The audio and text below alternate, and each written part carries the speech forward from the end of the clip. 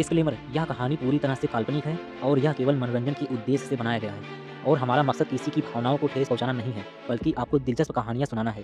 तो बिना किसी देरी के शुरू करते हैं आज का शानदार एपिसोड। इसके तुरंत बाद उन लिमिट स्टॉक डुकाटी बाइकों को भी सभी के सामने पेश किया गया। उस पाले से ओढ़े कांच के दरवाजे के पीछे की जगह बहुत बड़ी नहीं है, लगभग 50 या 60 मीटर। गौर से देखने पर यह एक चमकते हुए मंच की तरह था। छत पर अलग अलग झूमरों की चमक के नीचे कुल मिलाकर 5 डुकाटी बाइक्स खड़ी थीं, जो चमक रही थीं और आपकी आंखें हटाना नामुमकिन था। पांचों कारों के शरीर एक तेज लाल रंग दिखाते हैं, बिल्कुल क्लासिक फेरारी रेड की तरह। लोगों को गति और जुनून का एहसास कराता है, जैसे कि इस डुकाटी को चलाने से लोगों के जोश बढ़ सकते हैं। ये शरीर की सबसे पुरानी ताकत को बाहर लाने का जिस करता है, और वो जान पहचान वाला एलाकार का 2 सिलेंडर इंजन, क्रोम मोलिब्डेनम मिलाकर बना स्टील का मजबूत फ्रेम का सबसे अच्छा प्रदर्शन, और उस पर बनी बॉडी लाइन ज्यादा तकनीकी और फ्यूचर जैसी लगती है, जैसे कि ये कारें किसी आने वाले जमाने से आए हैं। स्पीड मशीन, पांचों डुकाटी एक साथ चलती थीं, और भले ही वे चुपचाप वहां रुक जाती थीं, लेकिन वे एक जबरदस्त नजारा पेश करती थीं। बिना किसी शक के, चाहे सड़क पर हो या ट्रैक पर, ये लिमिटेड स्टॉक डुकाटी जरूर से सबसे ज्यादा आकर्षक सितारे हैं। यहां तक कि आयान जैसा एक नॉर्मल लड़का जो बाइकों के बारे में बहुत कम जानता है, वह इन बाइक की खासियत को महसूस कर सकता है। इस समय बिक्री कुछ खजानों की तरह है इन लिमिटेड स्टॉक डुकाटी को पेश करते हुए। प्रत्येक छोटा नहीं है। यह कहा जा सकता है कि यह रफ्तार और तकनीक का मेल है। जरूर से मूल्य भी ज्यादा है। सबसे सस्ता 1 करोड़ से शुरू होता है। एक लग्जरी कार खरीदने के लिए काफी है। अंत में मेल सेल्समैन ने बीच की स्थिति में डुकाटी पर अपनी नजर घुमाई, जानबूझकर रुका, एक गहरी सांस ली और फिर एक रोमांचक लहजे में परिचय दिया। हर कोई, प्लीज मुझे आपको हमारे स्टोर के खजाने से परिचित कराने दें। वह कार जिसे दिग्गज ड्राइवर बैरी सीन ने कभी चलाया था, डुकाटी डेस्मोसेडेसी आरआर। क्या यह रेसिंग चैंपियन है, सीन की कार? यह सुनकर सानवी की पुतलियां अचानक सुई की तरह सिकुड़ गईं। उसका मुंह चौड़ा हो गया और उसने उस डुकाटी को न विश्वास होने वाली नजर से देखा, जैसे कि किसी मुश्किल से मिलने वाले खजाने को देख रही हो। British champion driver, bike racing उद्योग में उनका दर्जा F1 रेस में फेरारी किंग के बराबर है, और उनका जीवन पुराने जमाने की कहानी जैसा है। मोटर रेस स्वाभाविक रूप से कारों की तुलना में ज्यादा खतरनाक होती है, खास तौर से बड़े पैमाने पर बाइक कंपटीशन में हर सवार बिजली की तरह तेजी से समय के खिलाफ दौड़ रहा है। दुर्घटना की स्थिति में पूर्ण सुरक्षा उपकरण के बावजूद नग्न बाइक चालक को अभी भी मौत का खतरा होगा, जो कि मौत के साथ टकराव है।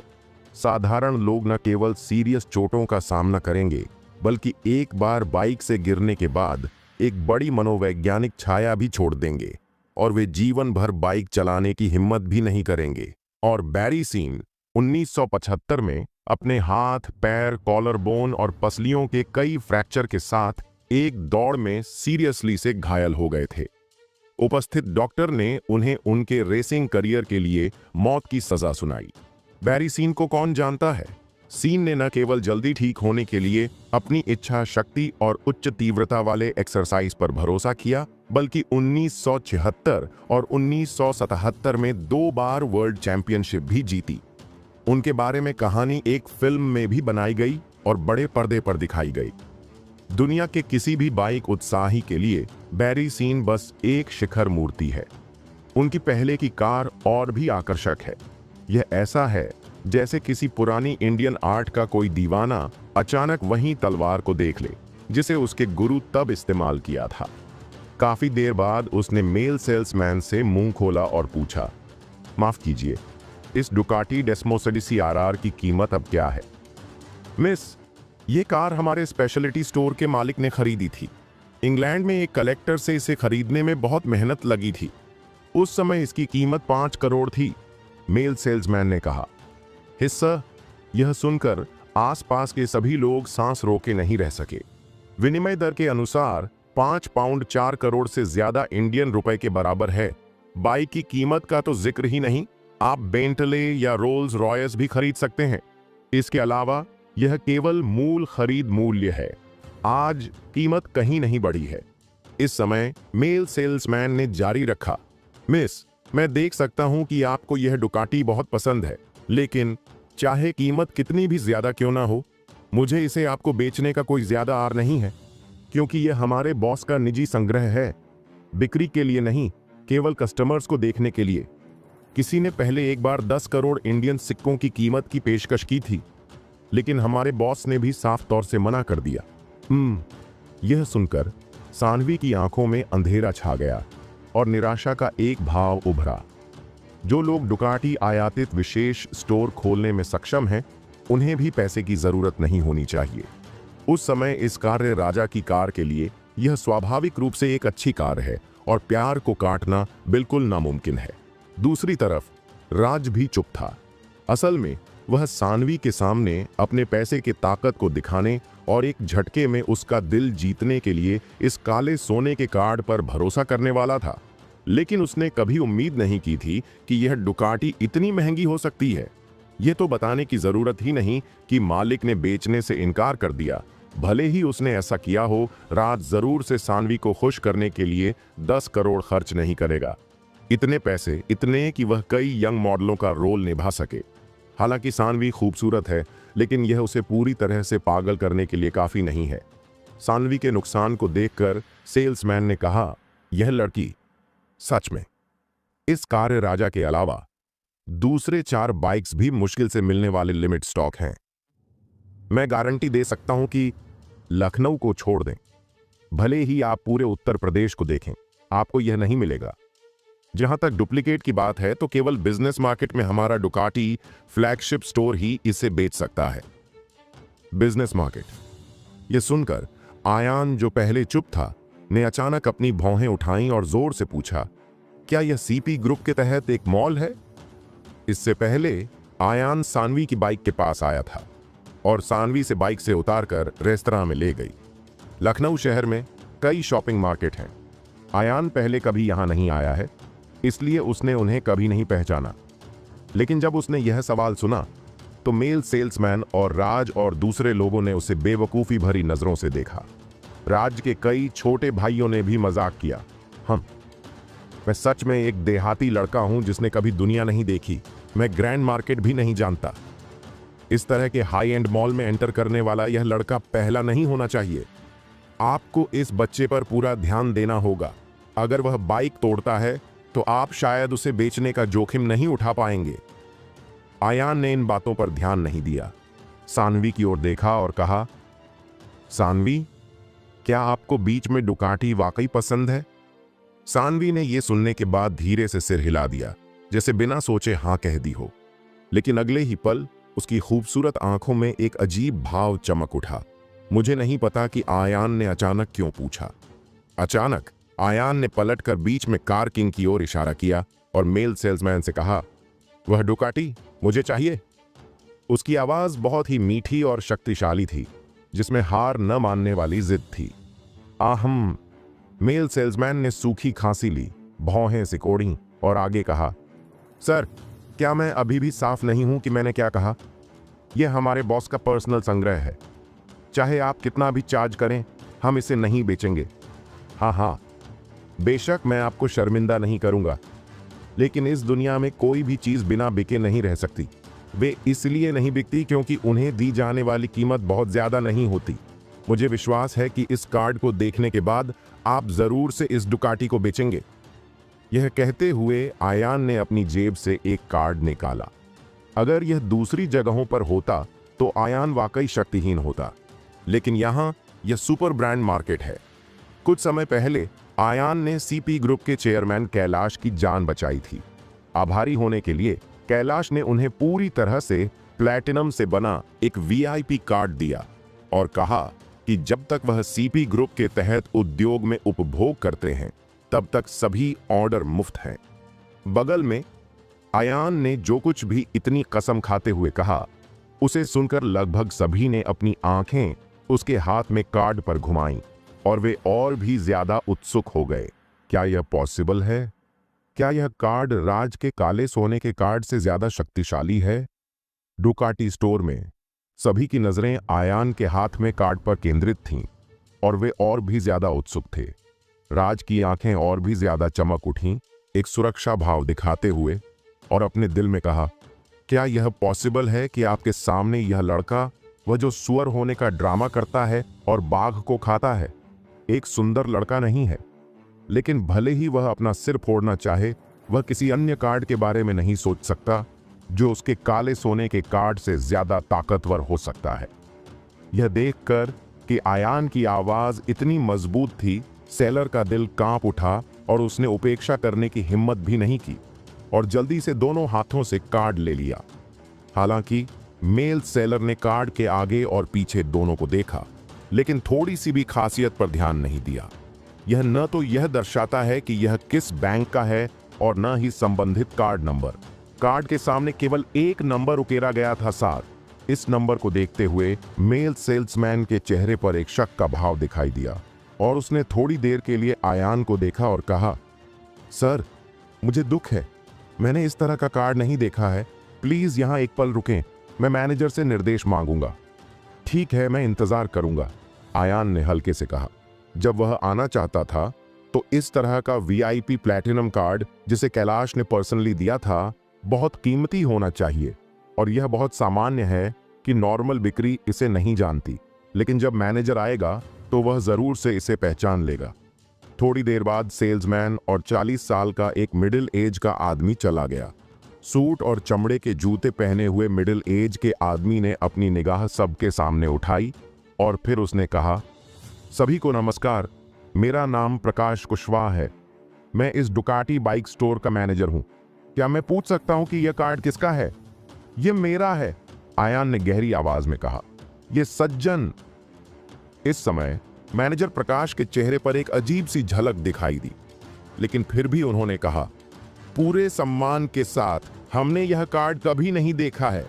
नॉर्मल तौर पर वीआईपी कार्ड पर कम से कम जारी करने वाली इकाई, कार्ड नंबर और अन्य जानकारी होगी, लेकिन इस कार्ड पर कुछ भी नहीं है, केवल संख्या 7 है। हमने इसे पोज मशीन पर स्वाइप करने की कोशिश की, लेकिन पोज मशीन ने कोई रिएक्शन नहीं दिया। इसलिए मेरी राय में इस कार्ड का 80% हिस्सा नकली है या इसे किसी छोटी कार्यशाला द्वारा निर्मित किया गया है। यह बेकार है। जैसे ही आवाज गिरी, आसपास के लोगों के भाव बदलने में मदद नहीं कर सके और आयान की आंखों में नजर तुरंत नाटकीय रूप से बदल गई। हा। अचानक राज ने एक बड़ा चुटकुला सुना और उसने बेलगाम हंसी का एक विस्फोट किया। वह आगे पीछे झुका और आंसू निकलने ही वाले थे। फिर उसने आयान को गुस्से से देखा। हाँ, बदबूदार लड़के, बस तुम्हारी आवाज सुनी, मुझे लगा तुम बहुत बढ़िया हो। बहुत दिनों बाद यह एक ढोंगी अपराधी निकला। ढोंगी की तरह ढोंगी, इसलिए मैंने कहीं से भी कूड़ा कचरा उठा लिया। कार्ड हमें बेवकूफ बनाने की तरह, सच में हमें मूर्खों की तरह मानता है। इसके तुरंत बाद राज के छोटे भाइयों ने भी मजाक उड़ाया। हाँ, आयान, मुझे डर है कि इस तरह के बदबूदार लड़के को कुत्ते खा जाएंगे। भले ही तुम करों के बारे में शेखी बघारते हो और अपराध न करने का दिखावा करते हो, लेकिन इतना बेहुदा मत बनो। जब इस बच्चे ने अभी खाया तो वह खाने का भुगतान नहीं कर सकता था और उसे अभी भी इसके लिए मिस सानवी की जरूरत है। वह अब कीमती डुकाटी कैसे खरीद सकता है? चिपक गया। इस समय राज आयान के पास गया, अपनी ठोड़ी को ऊपर उठाया, अपने नाक आसमान में उठाने की इच्छा से, और फिर कृपा की नजर के आंखों से आयान को घूरते हुए कठोर रूप से कहा, लड़के, मुझे तुम्हें एक शब्द सिखाना है। जो लोग भयानक होने का दिखावा करने की क्षमता रखते हैं और जो बेवकूफ होने का दिखावा करने में सक्षम नहीं है। और अब मेरी नजर में तुम एक बेवकूफ हो। जैसे ही उसने यह कहा, आयान की आंखें आधी अधूरी हो गईं, एक तेज तलवार जैसी रोशनी में फट गईं। ठोसता की एक आश्चर्यजनक आभा, जैसे कि ब्रह्मनदी अपने तटबंध को तोड़ती है, राज की ओर हिंसक रूप से बाहर आई। राज को केवल यह महसूस हुआ कि उसे किसी भयानक जानवर द्वारा घूरा जा रहा था।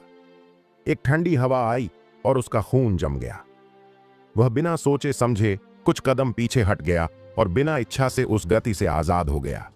फिर उसने आयान को सीरियसली देखा और अपने दांत पीसते हुए कहा, लड़के, क्या यह पॉसिबल है कि तुम यहां रहना चाहते हो? क्या तुम मेरे साथ ऐसा करना चाहते हो? जैसे ही आवाज गिरी, उसके पीछे के छोटे भाई अचानक आगे बढ़े और आयान को घेर लिया। थोड़ी देर के लिए माहौल तनावपूर्ण हो गया। इस समय सानवी का चेहरा परेशान दिखाई दिया। उसके निचले होंठ पर दांतों की एक लाइन कटी हुई थी और राज की मुट्ठी कसकर बंद थी। उसे आयान के पीछे जाने की चिंता नहीं थी। आखिरकार उसने आयान का कौशल देखा था। कुछ ही मिनटों में उस रात दर्जनों तेज रफ्तार दलों को आयान ने आसानी से मार डाला।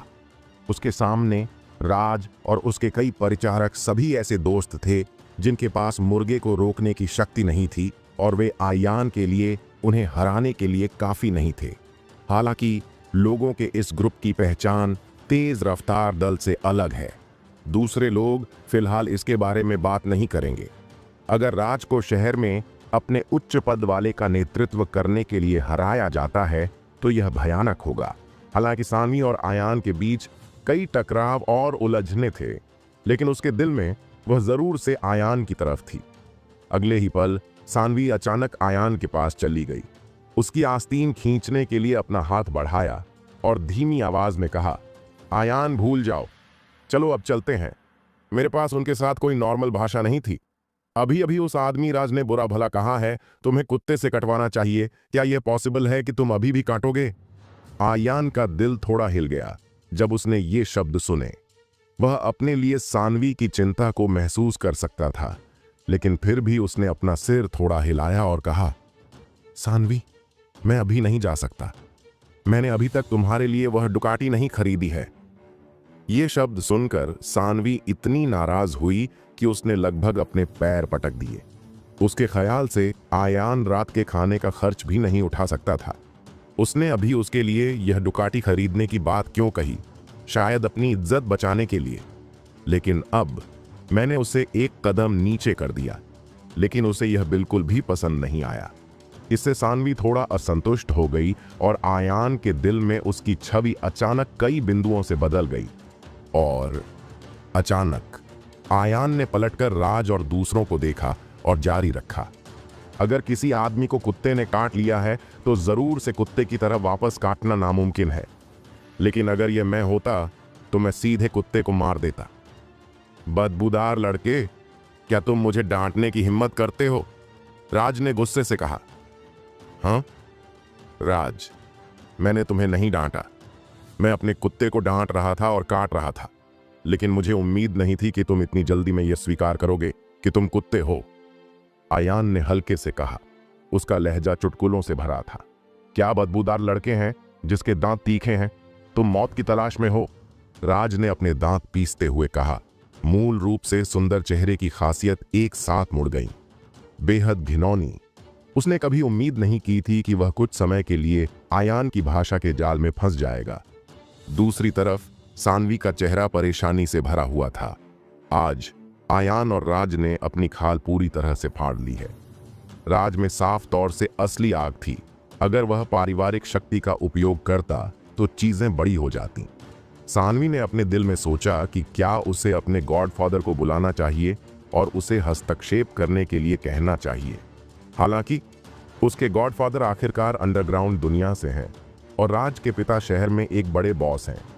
अगर उसके गॉडफादर इस मामले में जल्दबाजी में हस्तक्षेप करते हैं तो यह जरूर से एक बेकार सिचुएशन में आ जाएगा। लेकिन इस समय आयान की आभा अचानक बदल गई। उसका सिर ऊंचा हो गया, उसकी आंखें तेज हो गईं और एक तेज झटका। राज और दूसरों की उजागर त्वचा ने भी तेज हवा का डंक महसूस किया। अगले ही पल आयान ने गहरी आवाज में कहा, हु राज, आपने ऐसा नहीं कहा। शक्तिशाली न्यूबी होने का दिखावा कर रहे हैं, शक्तिहीन मूर्ख होने का दिखावा कर रहे हैं। तो अब मैं तुम्हें दिखा दूंगा कि कौन अद्भुत है और कौन मूर्ख। जैसे ही उसने यह कहा, राज के चेहरे पर तिरस्कार दिखा और ठंडे आवाज में कहा, बदबूदार लड़के, जब तुम मरोगे तो तुम कठोर होने की हिम्मत करोगे। यह पहली बार है जब मैंने तुम्हारे जैसा उत्पीड़क देखा है। हे तुम छोटे चरित्र, मैं तुम्हें कुचलना चाहता हूं। जैसे किसी चींटी को कुचलना उतना ही आसान है। हालांकि जब उसने राज का मजाक सुना तो आयान ने उसकी बात अनसुनी कर दी। उसने राज के साथ बेकार की बातें करने का कष्ट नहीं उठाया। इसके तुरंत बाद उसने तुरंत अपना सेल फोन निकाला और सीपी ग्रुप के चेयरमैन कैलाश को फोन किया। जब आयान ने फोन किया तो कैलाश ग्रुप में एक हैंग लेवल की बैठक कर रहे थे। जिंगल बेल घंटी सुनने के बाद कैलाश ने अपनी भौहें उठाईं और थोड़ा आश्चर्यचकित महसूस किया। उसके पास कुल 3 मोबाइल फोन है। पहला एक काम का मोबाइल फोन है जिसका इस्तेमाल नॉर्मल तौर पर व्यावसायिक भागीदारों से बात करने और संपर्क करने के लिए किया जाता है। दूसरा एक पारिवारिक मोबाइल फोन है जिसके बारे में सिर्फ उसके परिवार और उसके नज़दीकी लोग ही जानते हैं। लेकिन ऐसी ज़रूरी बैठकों के दौरान कैलाश हमेशा इन दोनों मोबाइल फोन को बंद कर देते हैं। आखिरकार अध्यक्ष के तौर पर उन्हें नीचे के कर्मचारियों के लिए एक उदाहरण पेश करना होता है। इसके अलावा उनके पास एक खास मोबाइल फोन भी है जो साल के 365 दिन 24 घंटे कभी बंद नहीं होता। इसके बावजूद यह फोन पूरे साल में कुछ बार नहीं बजेगा क्योंकि इस फोन को जानने वाले बहुत कम लोग हैं और उनमें से हर कोई लखनऊ शहर में एक बड़ा आदमी है। जब भी यह फोन बजता है तो इसका मतलब अक्सर कुछ बड़ा हुआ होता है। इसलिए इस समय जब उसने रिंगटोन सुनी तो कैलाश की आंखें गरिमापूर्ण थीं। उसका चेहरा सीरियस था और उसने बिना किसी हिचकिचाहट के फोन निकाल लिया। हालांकि जब उसने कॉल करने वाले का नाम देखा तो वह थोड़ा चौंक गया। डॉक्टर आयान। कुछ दिनों पहले कैलाश को ब्रेन हेमरेज हुआ था और यहां तक कि लखनऊ का किंग भी असहाय था। आयान ने उसे मौत के दरवाजे से वापस खींच लिया। बाद में आयान ने अपने गबाला के लिए एक नीलमणि पेंडेंट का भी इस्तेमाल किया। कैलाश की नजर में आयान जो लड़का है लगभग हमेशा किसी पुराने परिवार का बच्चा होता है और उसकी फ्यूचर की उपलब्धियां असीम हैं। इसलिए कैलाश ने अपना नंबर इस खास मोबाइल फोन में सेव किया। इस समय आयान का कॉल देखकर वह स्वाभाविक रूप से तिरस्कार करने की हिम्मत नहीं करता था। उसने तुरंत फोन उठाया और सम्मानपूर्वक कहा, डॉक्टर आयान, आपका क्या आदेश है? दूसरी ओर मीटिंग रूम में सीपी ग्रुप के हाई लेवल के मेंबर तुरंत हैरान रह गए जब उन्होंने कैलाश का सम्मानजनक रवैया देखा। सीपी ग्रुप उत्तर प्रदेश में एक प्रमुख करदाता है जो हर साल करों में 100 करोड़ रुपए से ज्यादा का भुगतान करता है। कैलाश की वर्तमान स्थिति के साथ जब उन्होंने उत्तर प्रदेश के नेताओं का स्वागत किया तब भी वे विनम्र नहीं थे, लेकिन अब उनके लहजे में सम्मान के अलावा उनके लहजे में विनम्रता और दयालुता का भी आभास है। अचानक मैदान में सभी के दिलों में एक शक पैदा हो गया, कौन पवित्र आदमी है जो बुला रहा है? हालांकि आधे मिनट के बाद कैलाश गुस्से में था और धीमी आवाज में चिल्लाया, क्या इस तरह की बात है? डॉक्टर आयान, चिंता न करें। क्या यह इस शहर में नया बना हुआ बिजनेस मार्केट है? मैं तुरंत भागा। मैं आज आपको इस मामले का संतोषजनक स्पष्टीकरण दूंगा, नहीं तो सीपी ग्रुप के चेयरमैन कैलाश, मैं ऐसा नहीं करूंगा। भले ही एक निश्चित दूरी से अलग हो, सम्मेलन कक्ष में सभी कंपनी के मेंबर्स कैलाश के आवाज में राक्षसी गुस्से को महसूस कर सकते थे। इसके तुरंत बाद कैलाश की तीखी निगाहें सभी के चेहरों पर घूम गईं और उन्होंने मजबूती से कहा, बैठक खत्म हो गई है, अपनी कार लें और तुरंत लखनऊ शहर के बिजनेस मार्केट जाएं। दूसरी तरफ एक डुकाटी बाइक स्टोर में जब आयान ने फोन रख दिया तो उसके आसपास के सभी लोग निर्दयी निगाहों से उसका इंतजार कर रहे थे। अब जबकि उसने अपनी त्वचा को पूरी तरह से फाड़ लिया था, राज ने और भी निर्दयता से मजाक उड़ाया। बदमाश, तुम्हारे जैसा नरम चावल वाला आदमी भोजन के लिए भी भुगतान नहीं कर सकता है और सबके सामने मजबूर होने का ड्रामा करने की हिम्मत करता है।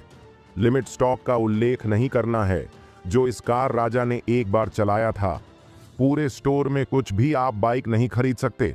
मैं देखना चाहता हूं कि आप बचाव के लिए और क्या ला सकते हैं। राज की चिल्लाती हुई उपस्थिति को देखकर आयान शांत और आराम से था। उसके मुंह पर एक हल्की मुस्कान थी। हल्का और हवादार रूप राज के साथ एक टकराव के रूप में लगता था। तुरंत बाद आयान ने हल्के से कहा, राज, तुम जल्दी में क्यों हो? कौन सबसे अच्छा है और कौन बेवकूफ है? आपको पता चलने में ज्यादा समय नहीं लगेगा। लड़का, मुझे लगता है कि तुम आदी होने का ड्रामा कर रहे हो। ठीक है, मैं आज तुम्हारे साथ खेलूंगा। राज ने ठंडे आवाज में कहा, अपने हाथों को अपनी छाती पर रखते हुए आत्मविश्वास से भरा हुआ। उसके आसपास के छोटे भाइयों का ग्रुप भी ऐसा लग रहा था जैसे वे किसी अच्छे शो का इंतजार कर रहे हों, और उनमें से कोई भी आयान के बारे में आशावादी नहीं था। उनकी राय में डुकाटी बाइक जिसे इस कार किंग ने कभी चलाया था 10 करोड़ रुपए की आसमान छूती कीमत पर बेची गई थी, और मालिक ने इसे नहीं बेचा। यह अचानक आयान जैसे गरीब लड़के को कैसे बेचा जा सकता है? इस समय सानवी ने चुपचाप आयान की आस्तीन खींची, उसकी तरफ झुकी और फुसफुसाया, आयान, तुम भाग क्यों नहीं जाते? वैसे भी तुम्हारा कौशल इतना ऊंचा है। अगर तुम जाना चाहते हो तो राज और अन्य तुम्हें नहीं रख सकते। मैं उनसे निपटने के लिए रुकूंगी। राज के पिता लखनऊ शहर में बहुत ताकतवर हैं। हाँ, अगर तुम सच में उन्हें नाराज करते हो तो चीजें मुश्किल में पड़ जाएंगी। हाँ, सानवी, क्या तुम मेरी बात पर विश्वास नहीं करते? आयान ने मुस्कुराते हुए कहा। सानवी ने अपने होंठ थोड़े से खोले और बात करना बंद कर दिया, लेकिन अंत में एक शब्द भी कहे बिना चुपचाप आह भरी। जब वह पहले होटल में था तो आयान पहले से ही फैला हुआ था। सानवी के दिल में अब डुकाटी बाइकों के लाखों करोड़ों के लेवल के संग्रह का सामना करते हुए आयान इसे कैसे खरीद सकते हैं? शायद उसने उसकी दिल से निकली आवाज पर ध्यान दिया। आयान ने अचानक कहा, सानवी, हालांकि मेरे पास इस बाइक को खरीदने के लिए काफी पैसे नहीं हैं। चिंता मत करो, मैं आज तुम्हें एक पैसा खर्च किए बिना इस बाइक को चलाने दे सकता हूं। जब यह टिप्पणी निकली तो यह राज और दूसरे लोगों के कानों में पड़ी, जिससे वे हंस पड़े। हा, बदबूदार लड़के, क्या बड़ी आवाज है। तुम खुद को क्या समझते हो? क्या यह लखनऊ शहर में नंबर 1 का पोता है? यह सही है, कोई मतलब नहीं। करोड़ों की कीमत वाली लग्जरी कार छीन लो, दुनिया में इतनी अच्छी चीज कैसे हो सकती है? लड़के, क्या तुम इस कार को दिन दहाड़े चुराना नहीं चाहते? इन तिरस्कारपूर्ण मजाकों के सामने आयान अभी भी काफी शांत था, क्योंकि वह जानता था कि जितना ज्यादा वे अब राज को बुलाएंगे उतना ही वे बाद में रोएंगे। जैसे जैसे समय बीतता गया, बड़े स्पेशलिटी स्टोर में कोई आवाज नहीं थी और सुई गिरने की आवाज सुनी जा सकती थी। सबकी नजरें आयान पर टिकी थीं। 5 मिनट, 10 मिनट, 1/4 घंटा। जैसे जैसे समय बीतता गया, कोर्ट में हर कोई थोड़ा अधीर हो गया। राज ने भौहें सिकोड़ी और आयान को देखा और अपने दांत पीसते हुए कहा, बदबूदार लड़के, जिस आदमी को तुम ढूंढ रहे हो वह अभी तक यहां क्यों नहीं आया? क्या वह सिर्फ हमारे साथ खेल नहीं रहा है? जैसे ही उसकी आवाज गिरी, दरवाजे पर एक भारी कदम की आवाज आई। दूर से देखने पर वह सच में 200 से ज्यादा किलो का एक मोटा आदमी था, लगभग 40 साल का, मोटा सिर और बड़े कान वाला, लेकिन उसकी आंखें मूंग की दाल जितनी छोटी थीं, लगभग एक सीवन में सिकुड़ी हुई। उसने बहुत स्थानीय तानाशाह के कपड़े पहने हुए हैं। दोनों हाथों की उंगलियों पर उसने कई अनोखी कीमती उंगलियां पहनी हुई हैं, जो पहली नजर में बहुत कीमती हैं। हालांकि नए अरमानी बनावट का सूट पहने हुए वह इसे अपने शरीर पर पहनता है।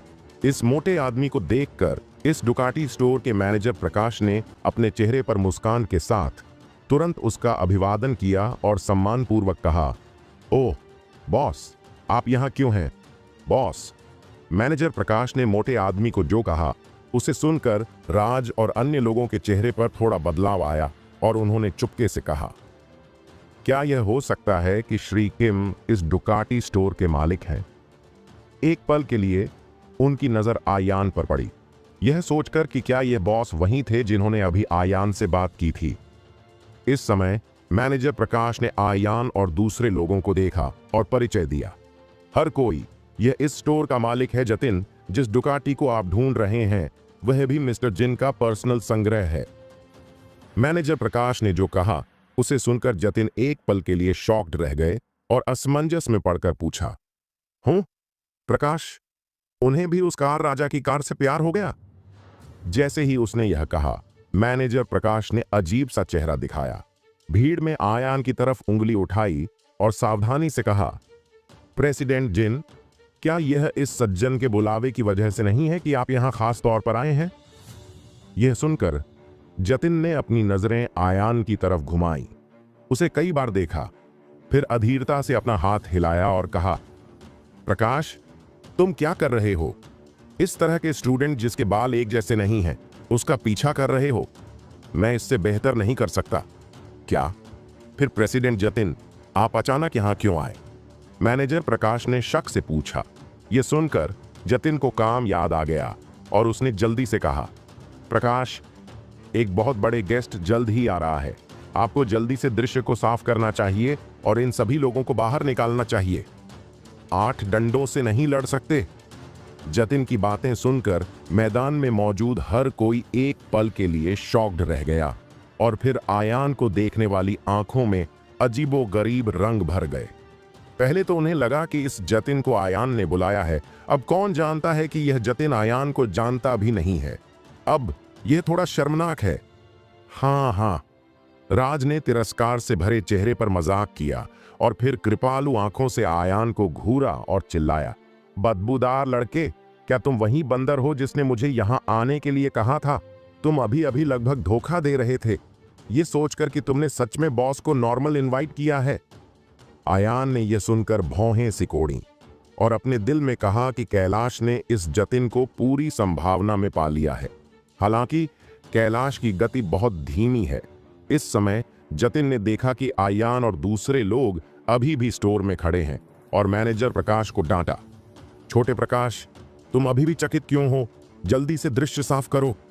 जैसे ही आवाज गिरी, राज ने अपने सिर को ऊंचा करके एक अभिमानी भाव के साथ जतिन के सामने चलने की पहल की। बॉस जतिन, है ना? मेरा नाम राज है और मेरे पिता इस शहर के बहुत बड़े ताकतवर संजय भारद्वाज हैं। मुझे लगता है कि आपको बॉस जतिन के बारे में सुनना चाहिए था। शब्द सुनकर जतिन का शरीर कांप उठा और उसके शरीर की चर्बी 3 बार कांप उठी। फिर उसने सावधानी से पूछा, यह धर है, संजय कौन है? जब राज ने शब्द सुने तो उसने अचानक अपनी छाती सीधी कर ली और उसके मुंह के कोने पर एक रहस्यमयी मुस्कान उभर आई, जो आप इसे समझते हैं कि अभिव्यक्ति दिखा रही थी। हालांकि उसने जो कहा उसे पूरी तरह से साफ तौर से नहीं बताया, लेकिन उसके प्रति जतिन के रवैये में 180 डिग्री का बड़ा बदलाव आया। उसके चेहरे पर एक झूठी मुस्कान के साथ उसने कहा, यह यंग मास्टर निकला जो अपमानजनक था। मैं अभी लापरवाह था, प्लीज मुझे माफ करें। इसके तुरंत बाद जतिन ने अपने आसपास के लोगों की ओर अपनी नजर घुमाई और मैनेजर प्रकाश से कहा, चूंकि ये सभी राज के दोस्त हैं, प्रकाश, आपको उसके साथ अच्छा व्यवहार करना होगा। इस समय राज ने अचानक अपना हाथ आयान की ओर बढ़ाया और कठोरता से कहा, बॉस जतिन, यह बेचारा लड़का मेरा दोस्त नहीं है। इसके अलावा वह न केवल गरीब है, बल्कि उसका चरित्र भी बहुत बेकार रूप से हीन है। अभी अभी उसने हमारे सामने बड़ी बड़ी बातें की, कहा कि आप कोई पैसा नहीं लेंगे, इसलिए मैंने उसे यह पार्किंग सीट दी। मुझे लगता है कि वह सपनों में जीने से डरता है।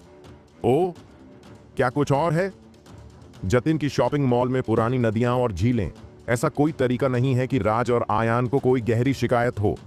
इस स्थिति में उसे राज का चेहरा बेचने में कोई परेशानी नहीं है। अगले ही पल जतिन ने अपनी नजर आयान पर घुमाई और देखा कि उसने सफेद रंग की स्कूल यूनिफॉर्म पहनी हुई थी, जो आसपास के अमीर बच्चों के साथ मेल नहीं खाती थी।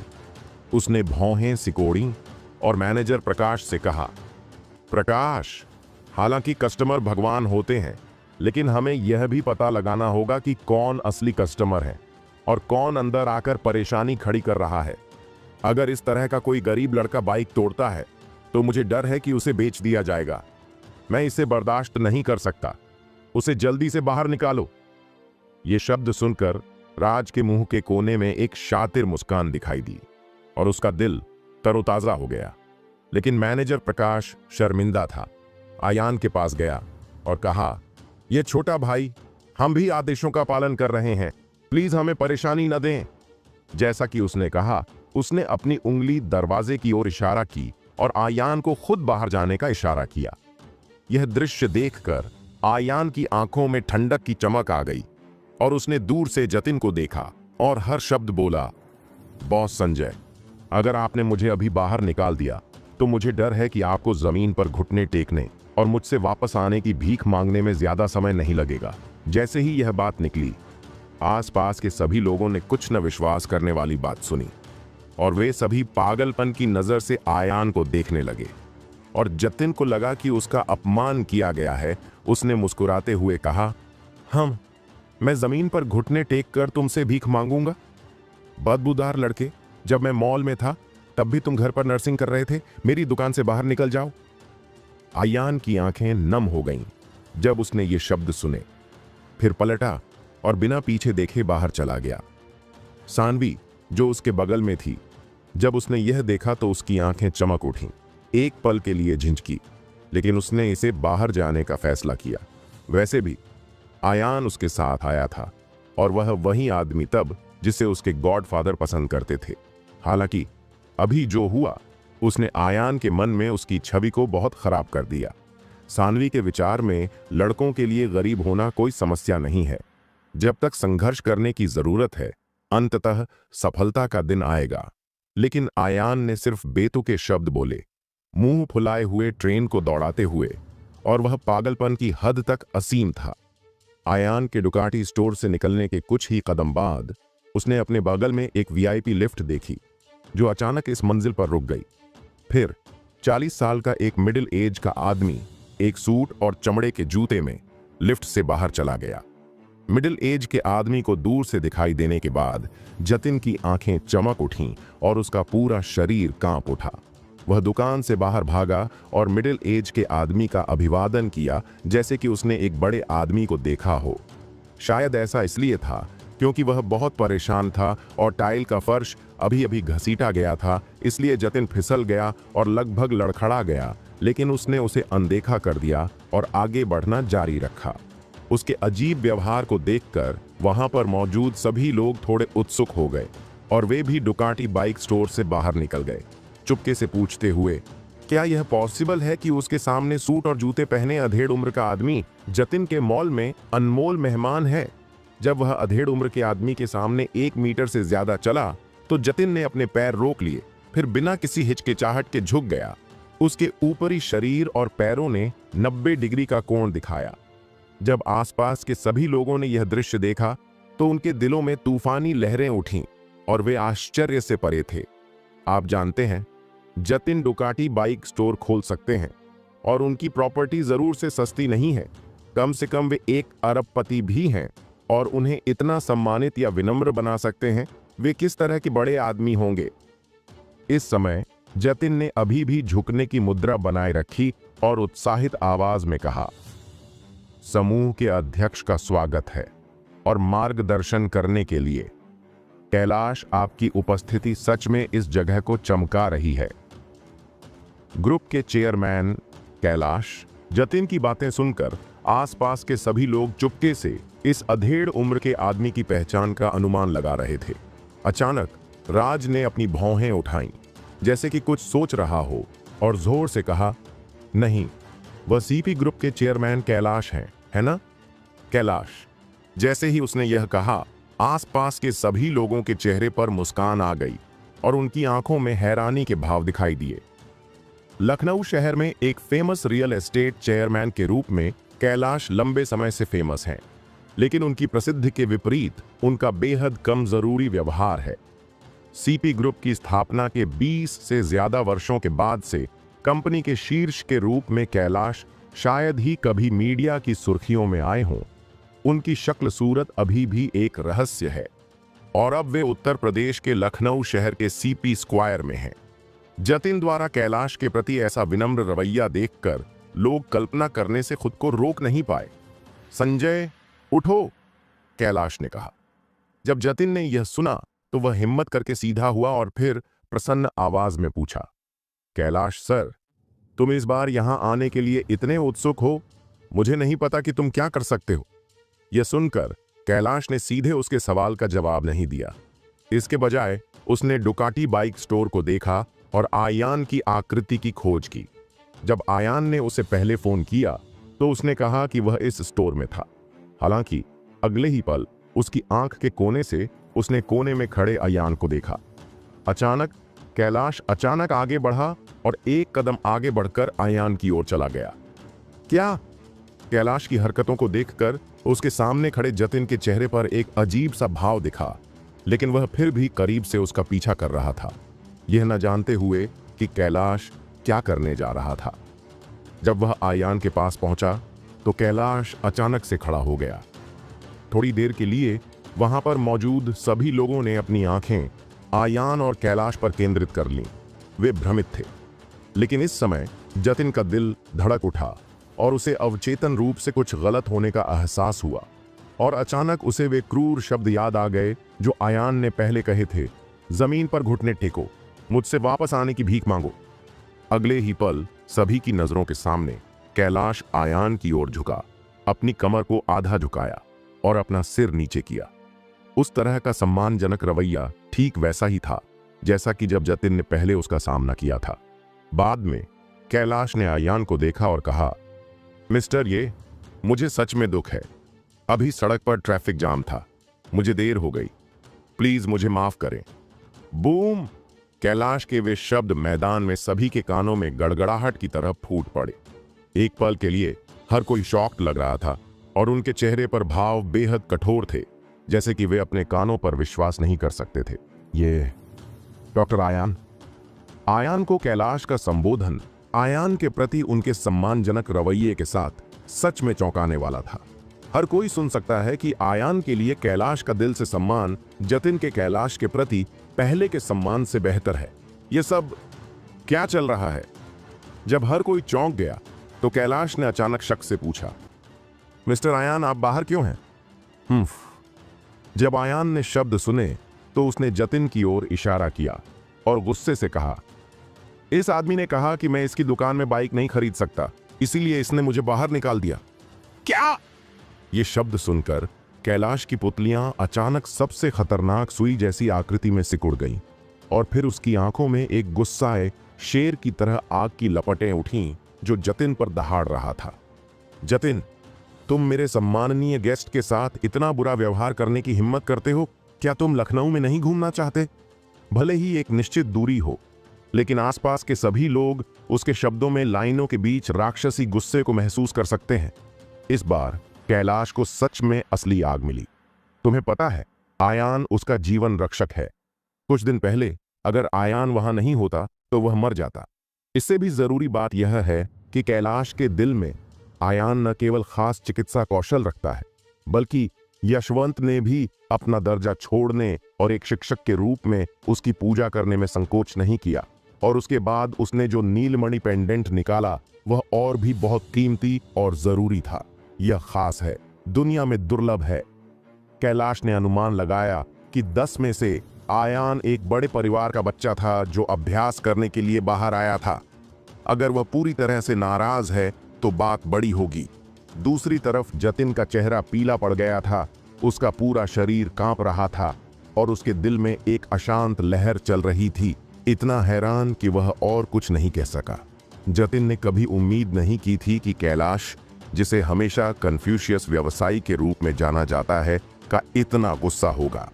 हालांकि वह धन में समृद्ध है, लेकिन वह कैलाश के साथ तुलना करने से बहुत दूर है और दोनों एक ही लेवल पर नहीं है।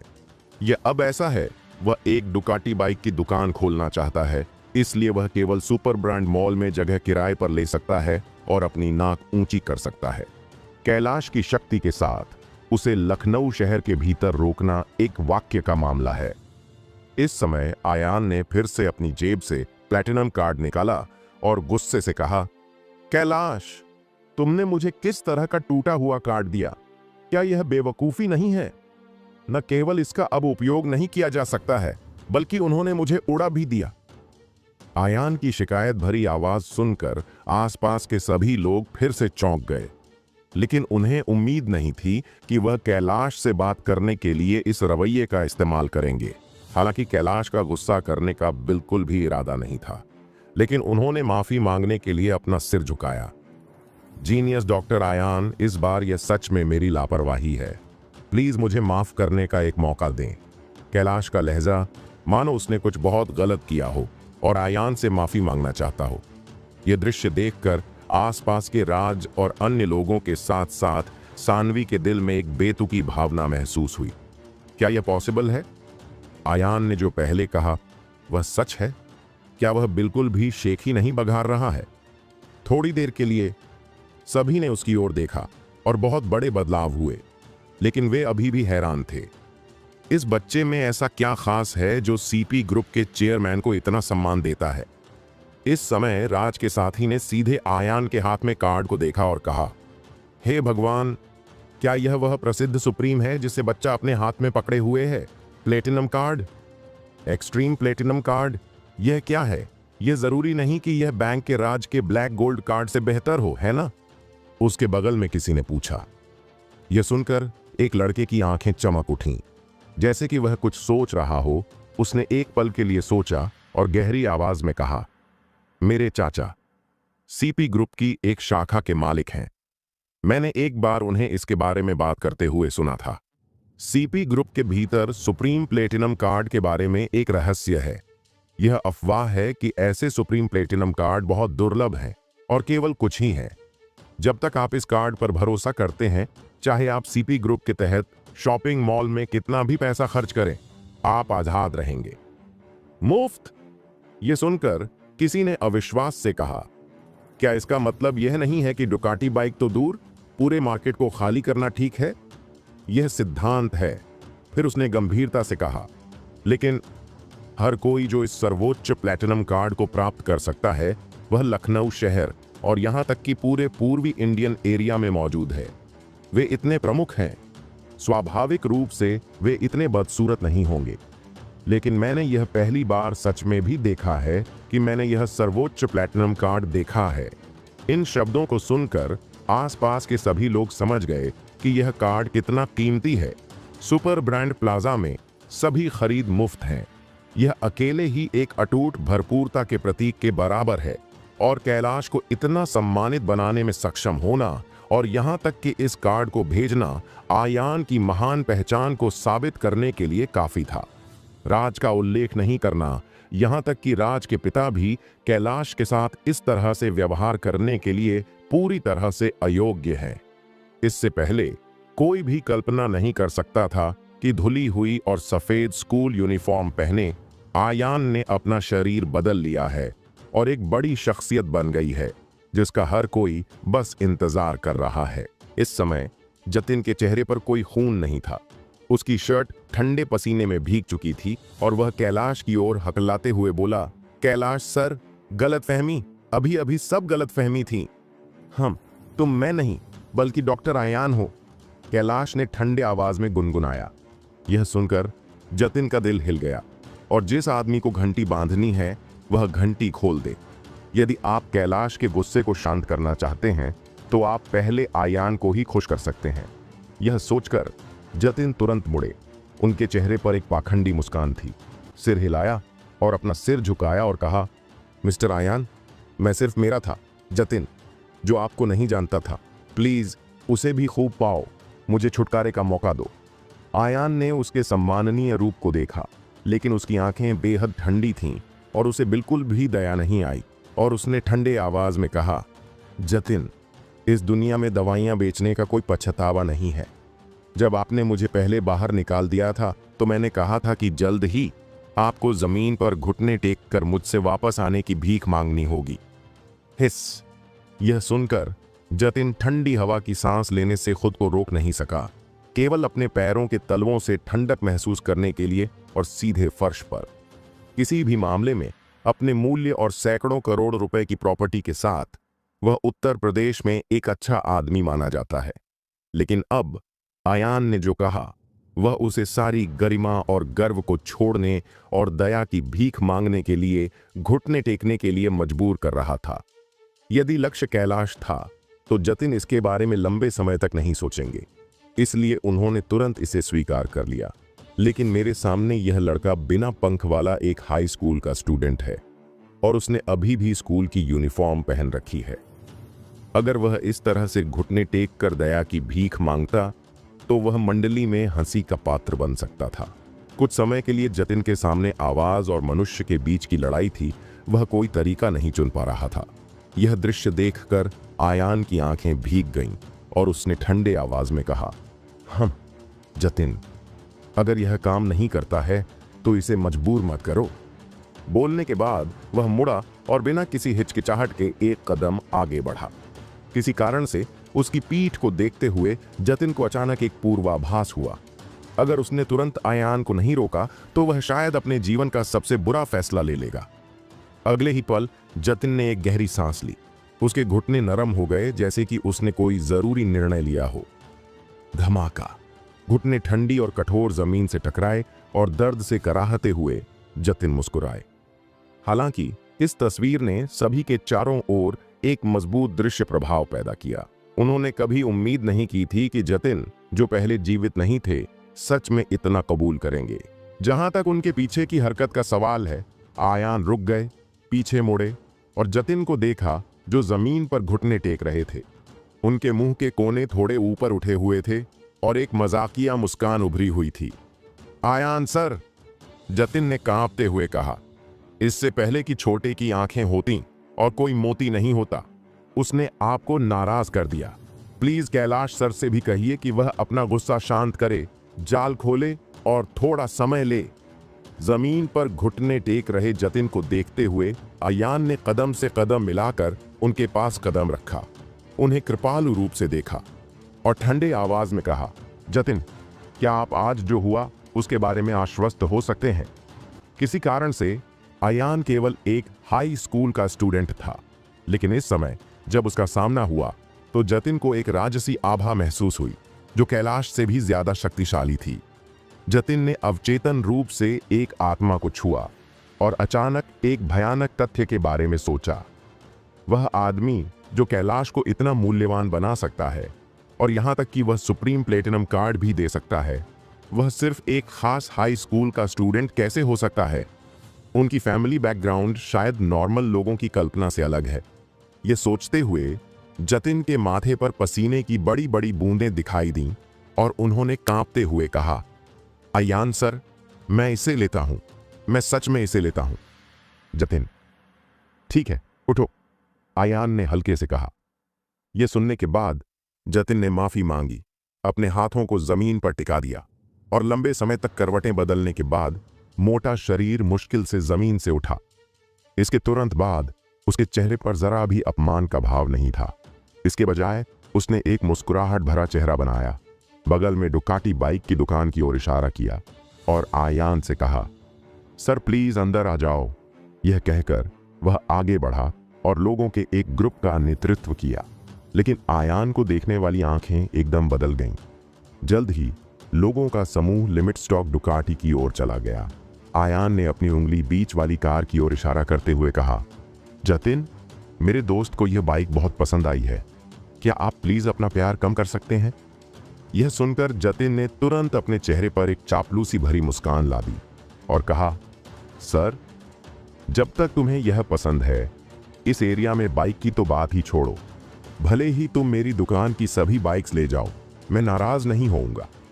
हालांकि वह जानता था कि जतिन जो कह रहा था वह केवल विनम्र था, फिर भी इस समय उसके बयान ने उसके आसपास के सभी लोगों को आश्चर्यचकित कर दिया। इस समय आयान फिर से सानवी की ओर देखने के लिए मुड़ा और कहा, सानवी, यह डुकाटी अब तुम्हारी है, क्या तुम्हें यह पसंद है?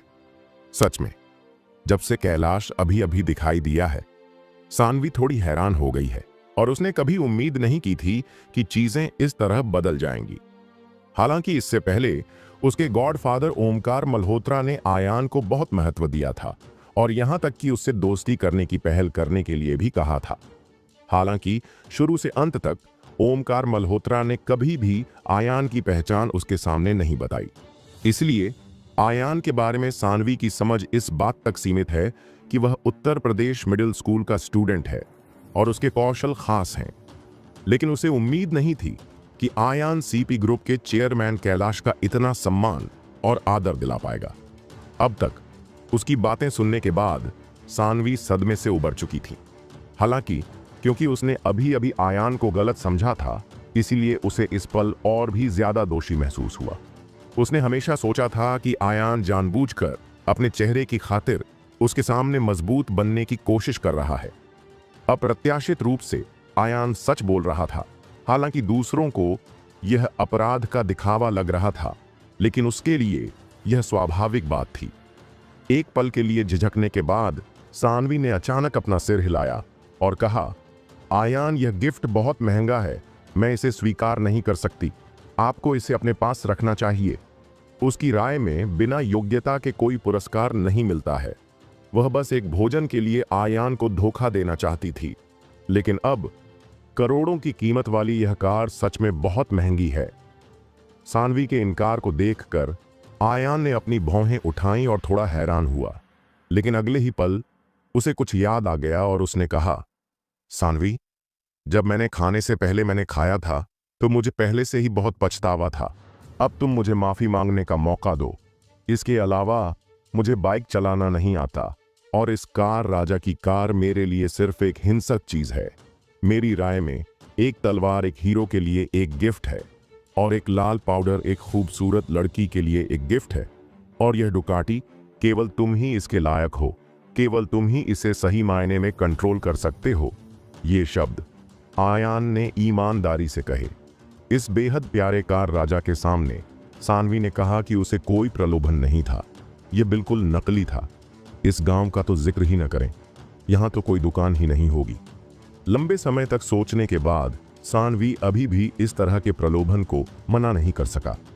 उसने आयान की ओर सिर हिलाया और कहा, आयान, फिर थैंक यू। हाँ, हम दोस्त हैं, तुम थैंक्स क्यों कहते हो? आयान ने मुस्कुराते हुए कहा। हालांकि वो और सानवी बिना झगड़े के मिले नहीं थे, फिर भी सानवी की वजह से ही आयान पहले से ही स्कूल में बदनाम हो चुका था, जैसे कि हंगामा और आखिर में छोड़ दिया गया, और ऊपर से कैरेक्टरलेस वाला टैग भी लग गया था। हालांकि आयान के विचार में सानवी एक बुरी खलनायक की तरह नहीं है, लेकिन उसे बचपन से ही प्यार किया जाता रहा है और वह जिद्दी है। हालांकि जब उसने सानवी के जीवन के अनुभव को जाना तो आखिरकार वह करुणा से भर गया। दूसरी ओर सानवी का नाजुक शरीर थोड़ा कांप उठा और उसकी खूबसूरत आंखों में एक अलग रंग चमक उठा जब उसने आयान द्वारा बोले गए दोस्त शब्द को सुना। मुझे नहीं पता कि मैं क्या सोच रहा हूं। इस समय जतिन ने फिर से सानवी से संपर्क किया और पूछा, मिस, प्लीज अपना पता और संपर्क जानकारी भी छोड़ दें। मैं तुरंत किसी को भेजकर यह डुकाटी आपके पास भेज दूंगा। घर। और कैलाश भी आयान के पास गया और माफी मांगी। मिस्टर आयान, मुझे सच में दुख है, आप अभी थक गए थे। मैं आपसे वादा करता हूं कि फ्यूचर में ऐसा फिर कभी नहीं होगा। हाँ, कैलाश, ये मामला आपकी गलती नहीं है और इससे हमारी दोस्ती पर कोई असर नहीं पड़ेगा, आयान ने कहा। कैलाश बिना रुके पहली बार में ही दौड़कर आ गया, जिससे उसका रवैया साबित हुआ। आयान का भी मानना है कि ऐसा रियल एस्टेट चेयरमैन जरूर से अविश्वसनीय और बातूनी व्यक्ति नहीं है। आयान की बातें सुनकर कैलाश ने राहत की सांस ली। उसकी कसी हुई नसें आखिरकार ढीली पड़ गईं। आयान जैसे अजीब आदमी का उसके दिल में एक जरूरी जगह है। अगर इस घटना की वजह से आयान के साथ अन्याय हुआ तो वह शायद अपनी आंतों को भी पछतावे में बदल देगा। अचानक आयान फिर से मुड़ा और राज और दूसरों की ओर कदम से कदम मिलाकर चला गया। चिपक जाओ। आयान के कदम युद्ध के नगाड़ों की तरह ध्वनिपूर्ण और मधुर थे, जो राज की छाती पर बज रहे थे। किसी कारण से आने वाले आयान को देखकर राज्य का पूरा शरीर कांप उठा। केवल इनविजिबल रूप से ऐसा महसूस हुआ जैसे उसके पास बड़े बड़े हाथ हों, और उसने अपने दिल को बुरी तरह से दबाया, जिससे उसकी सांस लगभग फूल गई। बेटा, तुम क्या करना चाहते हो? राज हकलाया। अचानक आयान के मुंह के कोने से एक मजाकिया मुस्कान फूट पड़ी और एक फीकी मुस्कान के साथ बोला, हाँ, राज, तुमने अभी अभी मुझसे कुछ कहा। वे जो शानदार होने का दिखावा करने की क्षमता रखते हैं और वे जो बेवकूफ होने का दिखावा करने में सक्षम नहीं हैं। अब तुम इस बारे में बात कर रहे हो कि हमारे बीच कौन सबसे अच्छा है, कौन बेवकूफ? तुम। यह सुनकर राज इतना गुस्सा हो गया कि वह बोल नहीं सका। इस इनविजिबल टकराव में जो मजबूत है और जो कमजोर है, रिजल्ट निर्धारित है। हालांकि राज के पास हुआ ब्लैक गोल्ड कार्ड था, लेकिन उसने बहुत सारा पैसा खर्च किया और अहंकार से डुकाटी बाइक खरीदी ताकि वह वीआईपी सदस्य बन सके और सानवी को उन सीमित संस्करण बाइक की नजदीक से सराहना करने दे सके। ऐसा कदम एक मूर्ति ड्रामा में अतिरंजित राष्ट्रपति के लिए एक टेम्पलेट की तरह है, जो दुनिया की ज्यादातर लड़कियों को उससे प्यार करने के लिए काफी है। हालांकि आयान की उपस्थिति ने उसे पूरी तरह से एक सहायक भूमिका, यहां तक कि एक जोकर तक सीमित कर दिया। आयान सीपी ग्रुप के चेयरमैन कैलाश को सिर्फ एक फोन कॉल से कॉल कर सकता था, और अब जतिन एक पैसा भी नहीं ले रहा है और वह कार किंग की 10 करोड़ की कार सानवी को देना चाहता है। अकेले इस कौशल के साथ राज की तो बात ही छोड़िए, उसके पिता भी ऐसा नहीं कर सकते। एक समय के लिए राज को केवल यही लगा कि उसके अभिमान को पहले से कहीं ज्यादा चोट लगी है। इस समय आयान ने कहा, राज, आज मैं तुम्हारी परवाह नहीं करता, चले जाओ, लेकिन फ्यूचर में सानवी को और परेशान मत करना, नहीं तो ये इतना आसान नहीं होगा। इन शब्दों ने राज को चिढ़ा दिया, लेकिन अब स्थिति मनुष्यों की तुलना में ज्यादा मजबूत है। उसने अपनी ताकत को मापा और केवल अपने गुस्से को रोक सकता था। आयान को एक कड़वी नजर से देखा, अपने दांत पीसते हुए कहा, हाँ लड़के, मैं आज इसे स्वीकार करूंगा, लेकिन बहुत घमंडी मत बनो। फिर उसने पलटकर कहा, चलो बस इंतजार करो और देखते हैं। ऐसा कहकर राज हताश तरीके से बाहर चला गया। जैसे ही उन्होंने उसे देखा, उसके छोटे भाइयों के ग्रुप के पास स्वाभाविक रूप से रहने का कोई कारण नहीं था और वे सभी चले गए। राज और दूसरे लोगों के जाने के बाद आयान ने कैलाश के बुलावे को मना कर दिया और सानवी के साथ सुपर ब्रांड मार्केट छोड़ दिया और अपनी बाइक की ओर चल दिया। अचानक सानवी बिना हिले खड़ी रही, एक गहरी सांस ली, पीछे मोदी और आयान को देखा, जैसे कि उसने कुछ दृढ़ संकल्प किया हो, और गंभीरता से कहा, आयान, मुझे माफ कर दो। हैं? सानवी, तुम मुझसे माफी क्यों मांगना चाहती हो? आयान ने शक से पूछा, उसके दिल में संदेह से भरा हुआ। आयान, सच में अभी जब राज और दूसरे लोग तुम पर हंसे तो मुझे लगा कि तुम मजबूर करने की कोशिश कर रहे हो, इसलिए मैंने अभी जो सोचा था उसके लिए तुमसे माफी मांगी। सानवी ने उसे पटक दिया, झुक गया। आयान को उम्मीद नहीं थी कि सानवी अपने दिल में सावधानी से सोचे गए विचारों को खुद से कबूल करेगी। एक पल सोचने के बाद उसने कहा, सानवी, तुम्हें मुझसे बिल्कुल भी माफी मांगने की जरूरत नहीं है। इसके विपरीत मुझे तुम्हें धन्यवाद देना चाहिए, क्योंकि उस समय भी तुम बिना किसी हिचकिचाहट के मेरे पक्ष में खड़ी हो।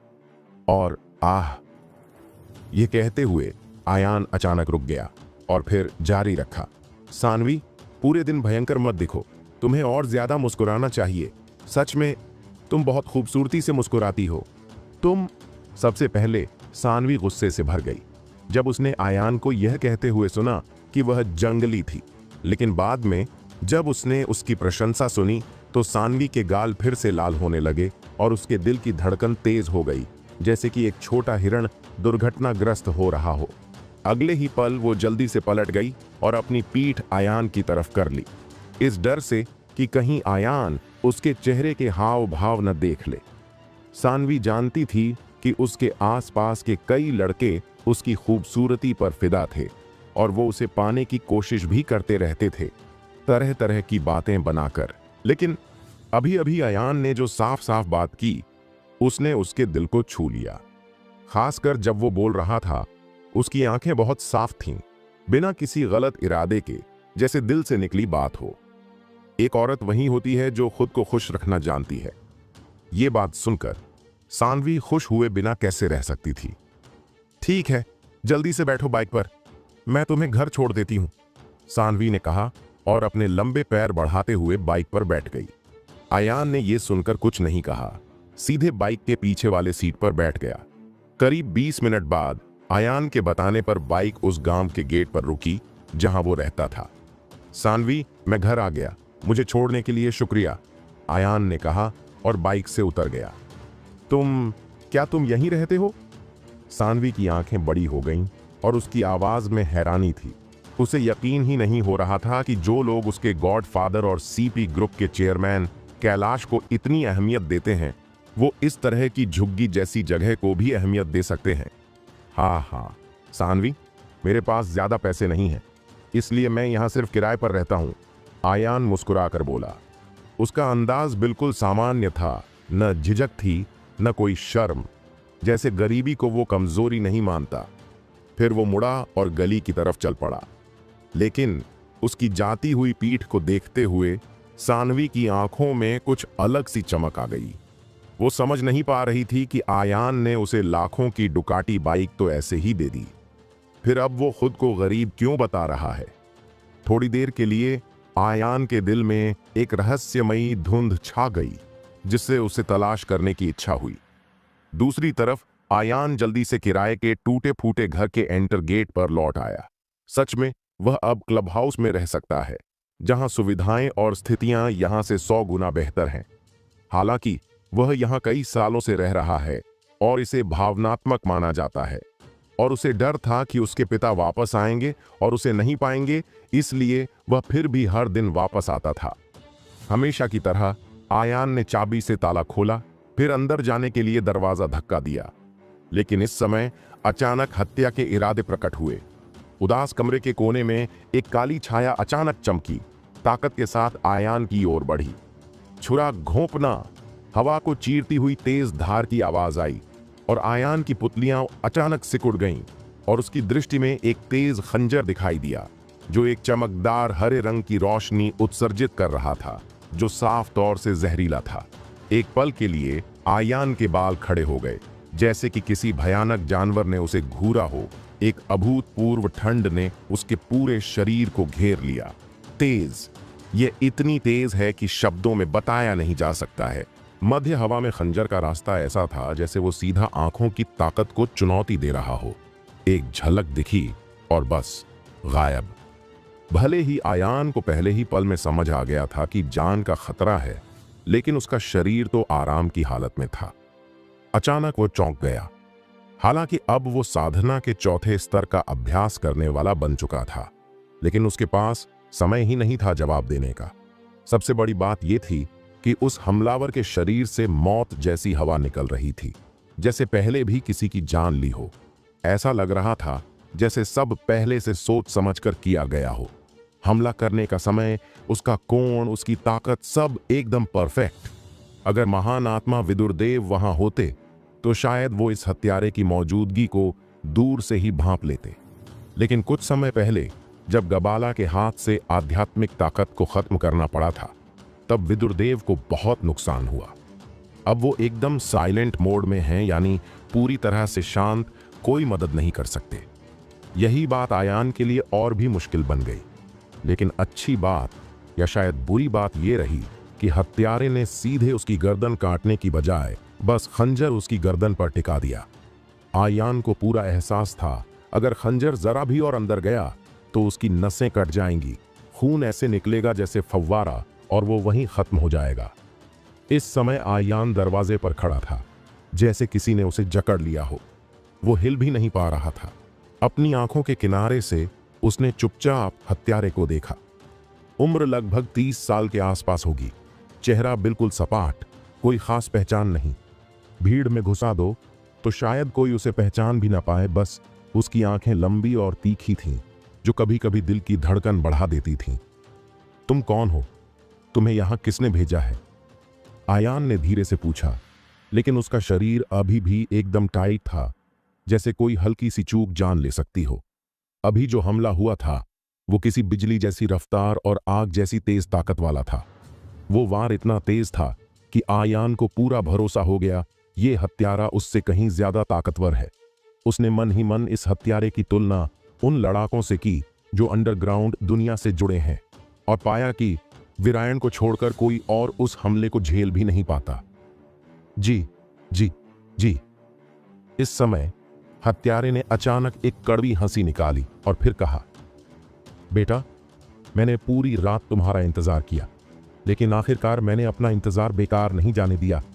क्या तुम जानते हो कि तुम्हारा छोटा सा जीवन 100 करोड़ इंडियन सिक्कों के बराबर है? जब आयान ने ये शब्द सुने तो उसकी पुतलियां अचानक सुई के आकार की हो गईं और उसके दिल में ठंडक आ गई। हालांकि उसने इन दिनों कई लोगों को नाराज किया है, लेकिन जरूर से ऐसे बहुत कम लोग हैं जो 100 करोड़ इंडियन सिक्कों से उसका जीवन खरीद सकते हैं। तुम्हें यहां किसने भेजा?